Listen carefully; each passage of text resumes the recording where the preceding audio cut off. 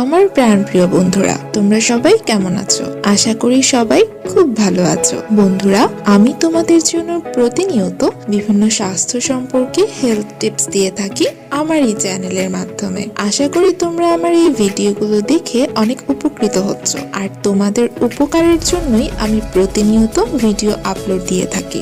বন্ধুরা, তোমরা তো জানো আমার এই ভিডিওটি তৈরি করতে কত কষ্ট হয়, আর এই কষ্টের প্রতিদান তোমাদের কাছে শুধুমাত্র একটি লাইক এবং একটি সাবস্ক্রাইব চাচ্ছি। প্লিজ ভিডিওটি শুরু করার আগে তোমরা আমার চ্যানেলটি সাবস্ক্রাইব করে দিও, আর সম্পূর্ণ ভিডিওটি একটু কষ্ট হলেও শুরু থেকে শেষ পর্যন্ত দেখো, কারণ তোমরা যদি সম্পূর্ণ ভিডিওটি শুরু থেকে শেষ পর্যন্ত দেখো তাহলে তোমাদের জন্যই উপকার হবে এবং তোমরা বিষয়টি সুন্দর করে বুঝতে সক্ষম হবে। বন্ধুরা, আজকে আলোচনা করব, এক ভাই আমার কাছে প্রশ্ন করেছেন, আপু, আমার স্ত্রী আমার উপরে বসে ঘাপাঘাপ করতে বেশ পছন্দ করে এবং সে উপরে উঠে ঘাপাঘাপ না করতে পারলে সম্পূর্ণ তৃপ্তি পায় না। এভাবে আমার উপরে বসে ঘাপাঘাপ করলে আমার মেশিনের কোনো ক্ষতি হবে কিনা জানাবেন।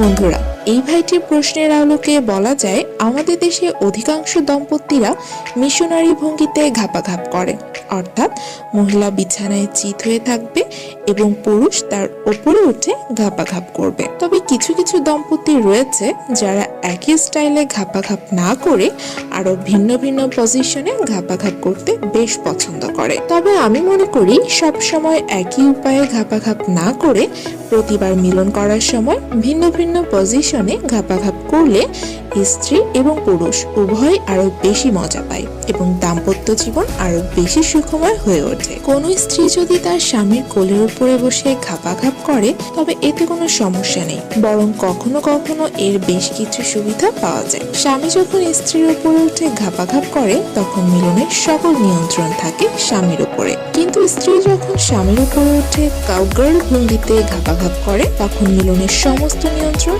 স্ত্রীর উপরেই থাকে এবং স্ত্রী তার সুবিধা অসুবিধা অনুযায়ী মিলন চালাতে পারে। যে সকল পুরুষের মেশিন ছোট কিংবা শারীরিকভাবে মোটা হওয়ার কারণে যাদের মেশিন ছোট হয়ে গিয়েছে, যে কারণে স্ত্রীর উপরে উঠে মেশিন ঠুকাতে অসুবিধা হয়, তাদের স্ত্রীরা যদি স্বামীর উপরে উঠে ঘাপাঘাপ করে তবে উভয় পরিপূর্ণ তৃপ্তি লাভ করবে। আবার যে সকল মহিলারা দ্রুত উত্তেজিত হয় না কিংবা মিলনের সুখ পেতে অনেক সময় লাগে, তারা যদি স্বামীর উপরে উঠে ঘাপাঘাপ করে তবে তারা দ্রুত ক্লান্ত হয়ে পড়ে এবং তাদের মিলনের পরিপূর্ণ সুখ পেতেও সময় লাগে না। ঘাপাঘাপ অত্যন্ত পরিশ্রমের একটি কাজ। পুরুষরা যখন স্ত্রীর উপরে উঠে ঘাপাঘাপ করে তখন পুরুষরা খুব দ্রুত হাঁপিয়ে যায় এবং হাঁপিয়ে যাওয়ার কারণে তাদের দ্রুত আউট হয়ে যায়। পুরুষ যদি বিছানায় শুয়ে থাকে এবং স্ত্রী যদি পুরুষের উপরে উঠে ঘাপাঘাপ করে তাহলে পুরুষ দ্রুত হাঁপায় না, যার জন্য দীর্ঘ সময় ঘাপাঘাপে কাটাতে পারে এবং স্ত্রীও ঘাপাঘাপের সম্পূর্ণ তৃপ্তি পায়। তাই প্রত্যেক দম্পতির উচিত বারবার